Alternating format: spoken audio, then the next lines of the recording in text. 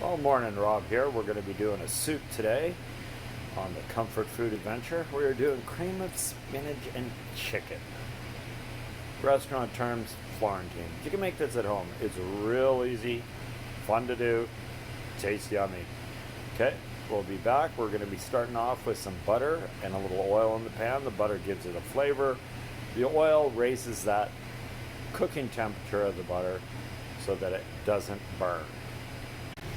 Okay, here we go. We got our butter and our oil in the pan. Butter's pretty much melted, so now we are going to add what you got to have for every cream soup to have it have good flavor is just onions. So we are going to cook those till translucent, which is the chefy term for clear. Next, we're going to add in the salt and pepper. Let's see, still getting used to this whole filming and doing a lot of this stuff one-handed. When I'm at work, yeah, I'm not going to bring my tripod in. Okay. Salt.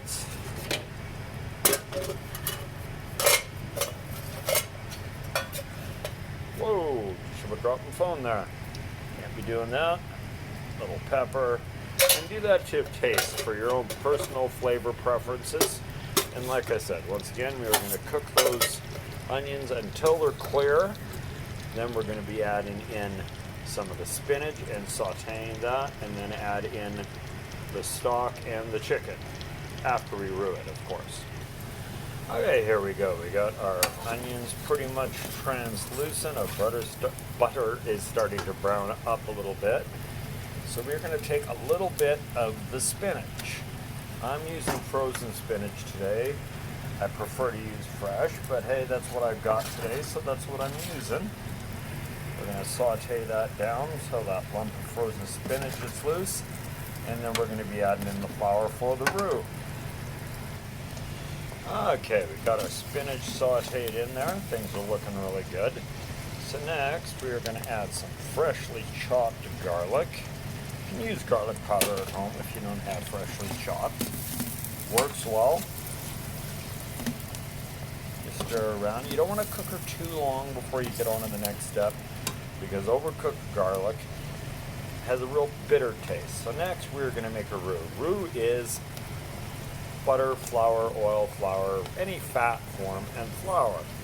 So what we're doing with our butter and oil mixture in there is throw our flour in, stir it up until we have a very nice roux consistency. That's what restaurants do for making a bechamel or a cream soup, to make it a little bit thicker.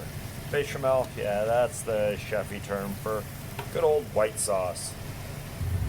Okay, we have pretty much got our roux ready here. It's kind of loose, which is what you want for a soup. Now we're going to add in about half of the chicken. And this is a mixture of white and dark meat. Gives nice flavor and tenderness to it. Get that stirred up. And the next step, before we're adding in the rest of the spinach, is add in stock. Now, at home you can use bought chicken stock, vegetable stock, whatever you prefer. It so happens I've got a pot of hot stock on the go this morning, so that just makes my life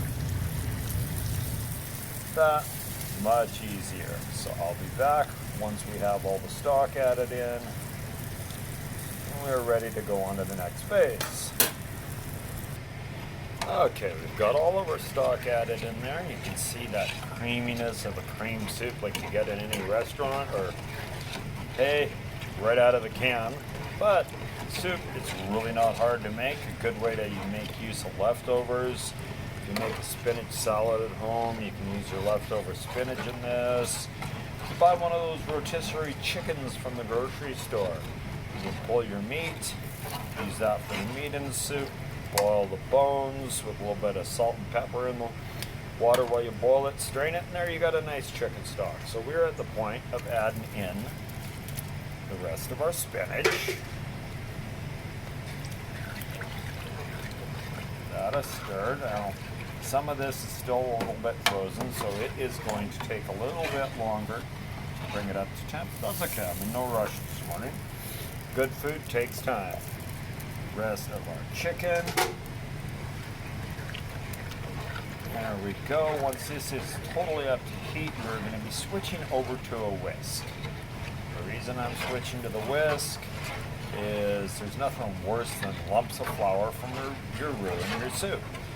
Because otherwise, if that happens, you can always tell them, hey, it's dumplings, pass it off that way. But it's better just to switch to the whisk. Okay, our roux has done its job and our soup is looking really good. So the main thing for a cream soup, well, hey, it's got to be cream. I like to use 35% whipping cream, or the chefy term for it is heavy cream. So when you're watching one of those cooking shows and you hear them saying heavy cream, what they're talking about is whipping cream. You can pick it up in any grocery store around. There we go. We got our cream whisked in. You can see how that just transforms the look, and trust me, it will transform the flavor as well. And now, the kitchen secret for restaurants, hotels, banquets, to finish off any form of a Florentine, be it soup, a pasta, or anything, is dill. You can use fresh or you can use dry. Spinach and dill go great. You've got that garlic in there, so it's got that nice tanginess of the garlic, a little bit of bite. Salt and pepper for flavor. Hey, you gotta salt and pepper everything. And there we go. We have a nice cream of spinach and chicken soup, or the kitchen chefy term, good old Florentine. Remember, vegetables are great, especially as a serving vessel for meat. Even in soup, cream of spinach and chicken.